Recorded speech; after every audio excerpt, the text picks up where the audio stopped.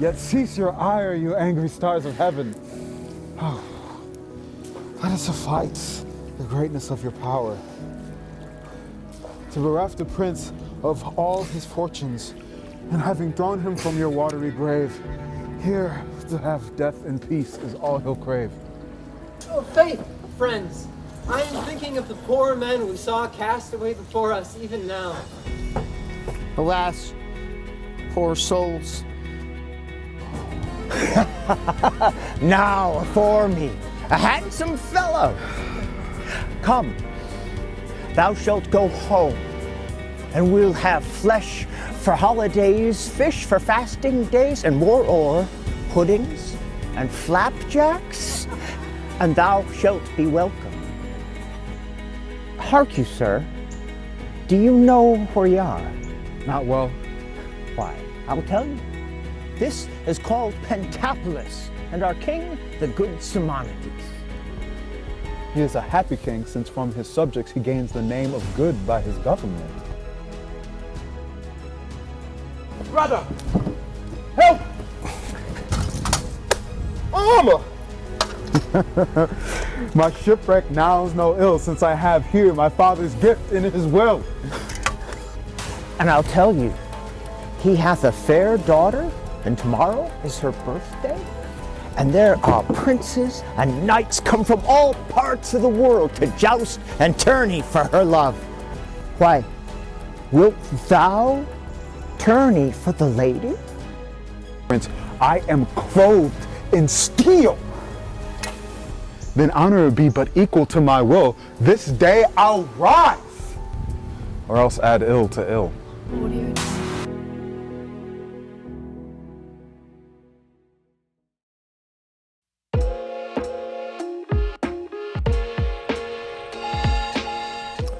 Are the knights ready? They are, my liege.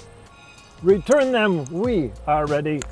And our daughter, in honor of whose birth these triumphs are, sits like beauty's child whom nature gat for men to see, and seeing wonder at.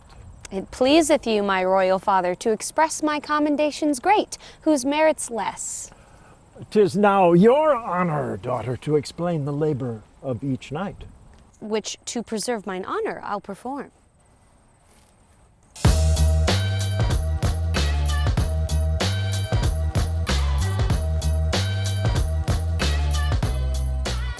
Who is the first that doth prefer themselves?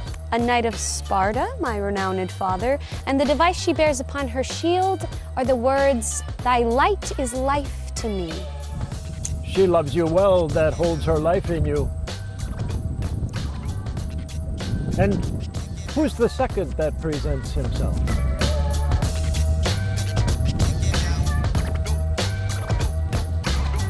A prince of Macedon, my royal father, and the device he bears upon his shield are the words, "More in gentleness than strength." And what's the third?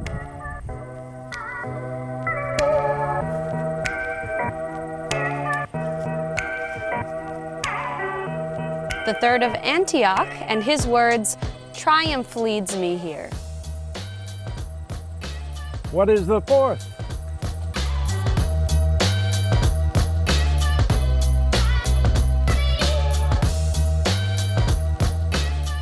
Who feeds the fire extinguishes as well. Which shows that power hath his beauty, which can as well inflame as it can kill.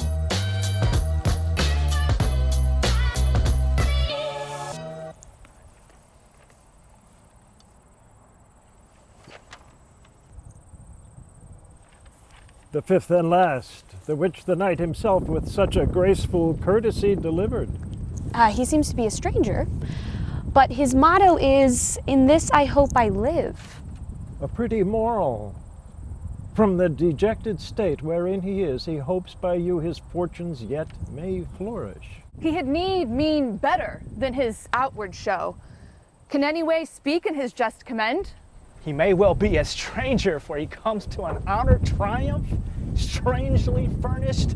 And on set purpose, let his armor rust, till this day to scour it in the dust.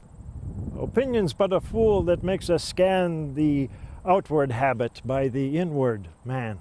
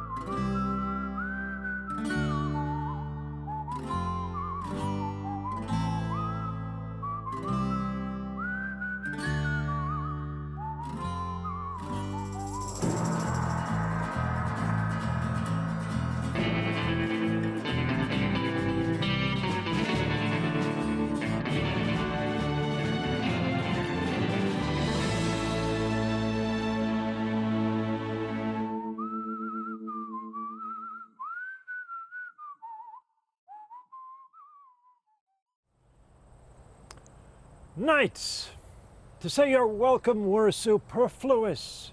To place upon the volume of your deeds as in a title page, your worth in arms were more than you expect, or more than's fit, since every worth in show commends itself. Prepare for mirth becomes a feast.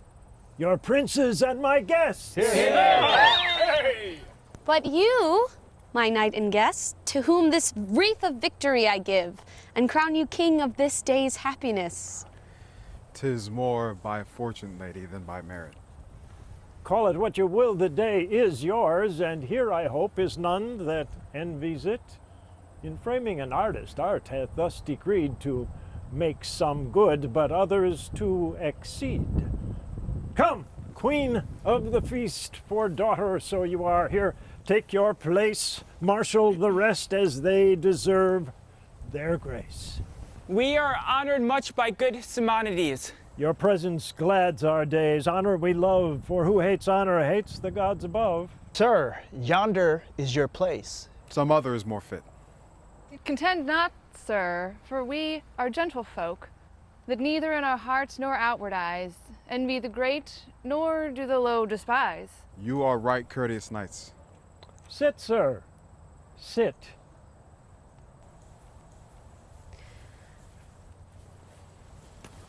By Juno, sure, he is a gallant gentleman. He's but a country gentleman, has done no more than other knights have done. Has broken a staff or so, so let it pass. To me, he seems like diamond to glass. What are you, merry knights? Who other can we be in this royal presence? Here, with the cup that's stored unto the brim, as you do love filled to your mistress' lips, we drink this health to you. We salute your grace. Yet pause a while. Your knight doth sit too melancholy, as if the entertainment in our court had not a show might countervail his worth. Note it not you, Thaisa? What is it to me, my father? Therefore, make his entrance more sweet. Here, say, we drink this standing bowl of wine to him. Alas, my father, it befits not me unto a stranger knight to be so bold. How? Do as I bid, or you'll move me else. Now, by the gods, he could not please me better.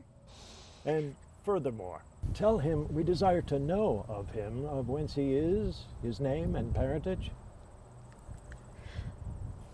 The king, my father, sir, has drunk to you.